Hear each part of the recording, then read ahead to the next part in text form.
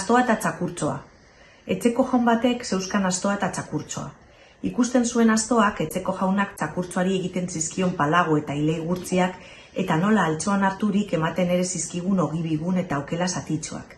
Eta beretzat ez egoela baizik lasto gogor eta noiz edo berriz eskubete arloa. Ale. Hau zer da, dio bere buru handikoak. Txakurtxar ezertako ez denak, beharrik egiten ez duenak hainbeste asko nahi edo estimazio etxeko jaunagandik. Ni, berriz, baztertu eta kortaturik beharrean mankatuta gangutzirekin.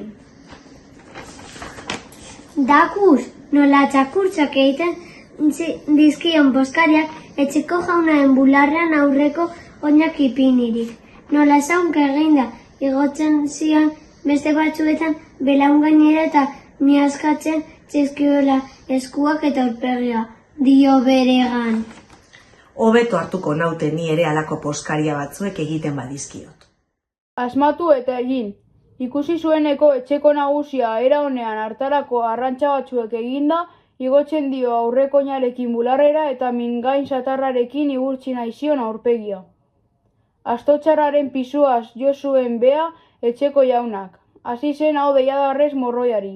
Ikusi zutenean nagusia lurrean etxanda eta astoaren ostikopean banatu zuten makilaka buru handikoa eta laga zuten erdi hilik. Ipuin honek esan nahi du ez dela inoiz sartu behar bakoitzari ez dagokion lanean. Iratsarriak, esnatuak eta asko jakinak ez direnek emango dutela atsekabe atseginaren ordean. Egon bedi bakoitza bere tokian, izan ez dezan nahi eza sari ordean.